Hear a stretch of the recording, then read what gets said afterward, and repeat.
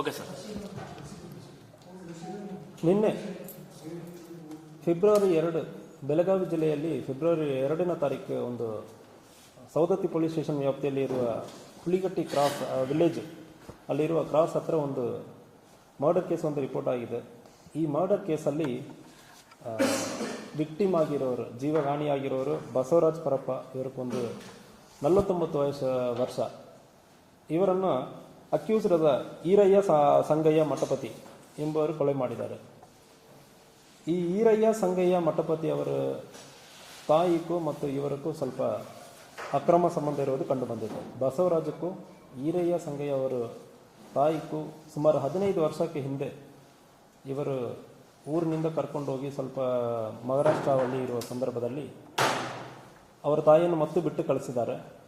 ಈ ವ್ಯಕ್ತಿ ಬಸವರಾಜ್ ವ್ಯಕ್ತಿ ಬಿಸಿಡೋಣಿ ಗ್ರಾಮದ ವ್ಯಕ್ತಿ. 15 ವರ್ಷ ಹಿಂದುಗಡೆ ಸಂಬಂಧ ಇತ್ತು ಮತ್ತು ಈರಯ್ಯ ಅವರ ತಾಯಿಯನ್ನು ಕರ್ಕೊಂಡು ಹೋಗಿರೋ ದ್ವೇಷ ಇತ್ತು. ಸೊ ಅದಾದಮೇಲೆ ಇತ್ತೀಚೆಗೆ ಈ ಬಸವರಾಜ ಬಿಸಿಡೋಣಿ ಗ್ರಾಮದಲ್ಲಿ ಮನೆ ಕಟ್ಟುವುದಕ್ಕೆ ಬರೋ ಸಂದರ್ಭದಲ್ಲಿ ಅವಾಗ ಸಣ್ಣ ಪುಟ್ಟ ಇಶ್ಯೂಸ್ ಆಗ್ತಾ ಇತ್ತು. ಮತ್ತು ಇವರು ಬಂದು ಇಂತಹ ಊರಲ್ಲಿ ಓಡಾಡ್ಕೊಂಡಿರೋ ಸಂದರ್ಭದಲ್ಲಿ ನಮಗೆ ಮರ್ಯಾದೆ ಕಮ್ಮಿ ಆಗ್ತದೆ ಅಂದರೆ ಹೇಳ್ಕೊಂಡು ಜಗಳ ತೆಗೆದಿರ್ತಾರೆ ಇದಕ್ಕೆ ಹಿಂದೆ. ಈ ಸಂದರ್ಭದಲ್ಲಿ ನಿನ್ನೆ ಅವರು ಬಿಸಿರೋಣಿ ಗ್ರಾಮದಿಂದ ಇಲ್ಲಿ ಹುಲಿಕಟ್ಟಿ ಕಡೆ ಬರೋ ಸಂದರ್ಭದಲ್ಲಿ ಫಾಲೋ ಮಾಡಿಕೊಂಡು ಬಂದು ಒಂದು ಚಾಕಿನಿಂದ ಬಸವರಾಜಕ್ಕೆ ತಲೆಗೆ, ಭುಜಕ್ಕೆ ಮತ್ತು ಬೆನ್ನಿಗೆ, ಹೊಟ್ಟೆಗೆಲ್ಲ ತುಂಬ ಗಂಭೀರವಾದ ಗಾಯವನ್ನು ಪಡಿಸಿರ್ತಾರೆ. ಅದೇ ರೀತಿಯಲ್ಲಿ ಇದನ್ನು ತಡೆಗಟ್ಟಿ ಮತ್ತು ಡಿಫೆನ್ಸಿವ್ ಇಂಜುರಿಯಾಗಿ ಈ ಈರಯ್ಯಕ್ಕೂ ಕೂಡ ಕೆಲವೊಂದು ಇಂಜುರೀಸ್ ಆಗಿದೆ. ಸೊ ಅದರಿಂದ ಈರಯ್ಯನು ಕೂಡ ಹಾಸ್ಪಿಟಲಲ್ಲಿ ಅಡ್ಮಿಟ್ ಆಗಿದ್ದಾನೆ. ಸೊ ಒನ್ಸ್ ಹಾಸ್ಪಿಟಲಿಂದ ಡಿಸ್ಚಾರ್ಜ್ ಆದಮೇಲೆ ತಕ್ಷಣ ಅದು ನಾವು ಪೊಲೀಸ್ ಕಸ್ಟಡಿಗೆ ತಗೊಳ್ತೀವಿ. ಈ ಸಂದರ್ಭದಲ್ಲಿ ಈ ಈರಯ್ಯ ಅವರ ತಮ್ಮ ಘಟನೆ ಆಗಿರುವ ಸ್ವಲ್ಪ ಟೈಮಲ್ಲಿ ಬೇರೆ ಕಡೆಯಿಂದ ಹುಬ್ಳಿಯಲ್ಲಿ ಅವನು ಕೆಲಸ ಮಾಡ್ತಾ ಇದ್ದಾನೆ. ಅವನು ಕೂಡ ಬಂದಿದ್ದ.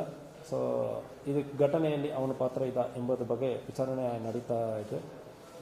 ಈ ಘಟನೆಯಲ್ಲಿ ಆ ಸ್ಥಳದಲ್ಲಿ ನೋಡಿರೋರು ಐ ವಿಟ್ನೆಸ್ ಅಲ್ಲಿ ವಿಚಾರಣೆ ಮಾಡುವ ಸಂದರ್ಭದಲ್ಲಿ ಇವರಿಬ್ಬರಕ್ಕೂ ಮಧ್ಯದಲ್ಲಿ ಹೊಡೆದಾಟ ಆಗಿರುವುದು ಮತ್ತು ಚಾಕಿನಿಂದ ಹೊಡೆದಿರುವುದು ಕಂಡು ಬಂದಿದೆ.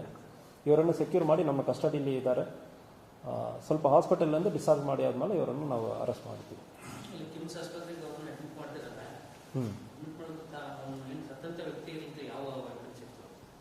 ಸೊ ಅವನ ಕಡೆ ಒಂದು ಡ್ಯಾಗರ್ ಅಂದ್ರೆ ಒಂದು ದೊಡ್ಡ ಚಾಕು ಥರ ದೊಡ್ಡದು ಪ್ಲಾನ್ ಮಾಡಿಕೊಂಡು ಬಂದಿರುವಾಗಲೇ ಅದು ಅವನ ಕೈಯಲ್ಲಿ ಇರೋದು ಕಂಡು ಬಂದಿರುತ್ತದೆ. ಸೊ ಯಾವಾಗ ಎಲ್ಲಿಂದ ತೊಗೊಂಡು ಬಂದಿದ್ದಾನೆ, ಇದು ಪ್ಲಾನ್ ಯಾವಾಗಲಿಂದ ಮಾಡಿದ್ದಾನೆ, ಇದ್ರ ಬಗ್ಗೆ ಕೂಡ ವಿಚಾರಣೆ ನಡೀತಾನೆ.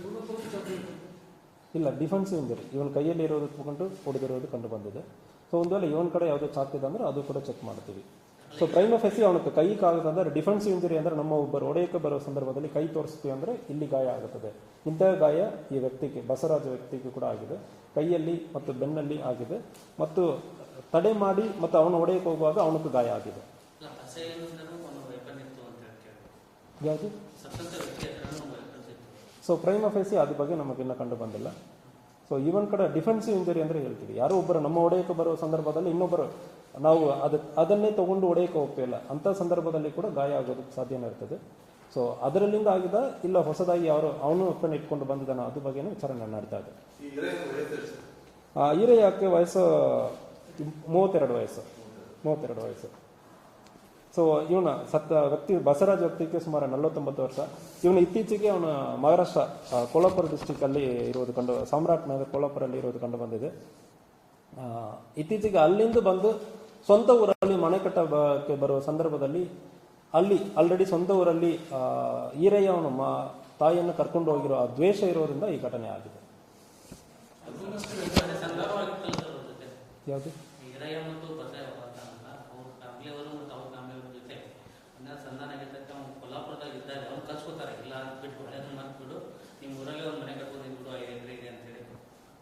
ಸೊ ಫಸ್ಟ್ ಘಟನೆ ಈ ಮರ್ಡರ್ ಕೇಸಲ್ಲಿ ಫಸ್ಟ್ ಘಟನೆ 15 ವರ್ಷಕ್ಕೆ ಹಿಂದೆ ಇವರೆಲ್ಲ ಒಂದೇ ಊರಲ್ಲಿ ಇದ್ದವರು.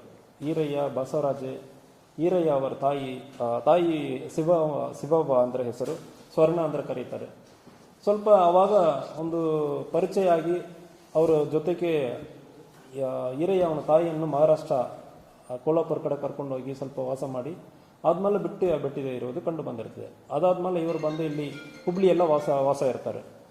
ಈ ಸಂದರ್ಭದಲ್ಲಿ ಇತ್ತೀಚೆಗೆ ಸಂಧಾನನೂ ಆಗಿರೋದಾಗಿ ಹೇಳ್ತಾ ಇದ್ದಾರೆ. ಬಟ್ ಆದರೆ ಆ ಸಂಧಾನದಲ್ಲಿ ಇವನು ಮತ್ತು ಊರಕ್ಕೆ ಬಂದು ಮತ್ತು ಇವನಿಗೆ ತೋರಿಸೋದು ಇವರ ಮಗನಕ್ಕೆ ಸ್ವಲ್ಪ ಅಸಮಾಧಾನ, ಈರಯ್ಯಕ್ಕೆ ಅಸಮಾಧಾನ ಆಯಿತು.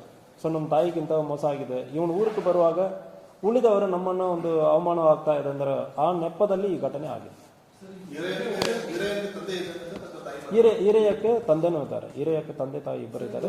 ತಂದೆ ಈರಯ್ಯ ಜೊತೆ ಇದ್ದಾನೆ, ತಾಯಿ ಈರಯ್ಯ ತಮ್ಮನ ಜೊತೆ ಇದ್ದಾರೆ ಹುಬ್ಳಿಯಲ್ಲಿ.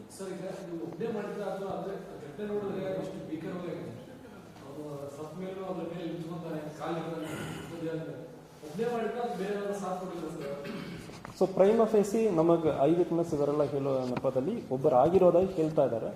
ಬಟ್ ನಾವು ಐ ವಿಟ್ನೆಸ್ ಅನ್ನು ಚೆಕ್ ಮಾಡ್ತೀವಿ, ಇಲ್ಲ ಬೇರೆಯವರಕ್ಕೆ ಇಂಥ ಸಂದರ್ಭಗಳಲ್ಲಿ ಆಗಿರೋ ಸಂದರ್ಭದಲ್ಲಿ ಬೇರೆ ಎವಿಡೆನ್ಸಸ್ ನಮಗೆ ಸಿಗ್ತದೆ, ಅದು ಬಗ್ಗೆ ನಡೀತಾ ಇದೆ. ಬಟ್ ಐ ವಿಟ್ನೆಸ್ ಪ್ರಕಾರ ಒಬ್ಬರೇ ಆಗಿರೋದಾಗಿ ನಮಗೆ ತಿಳಿಸಿದ್ದಾರೆ.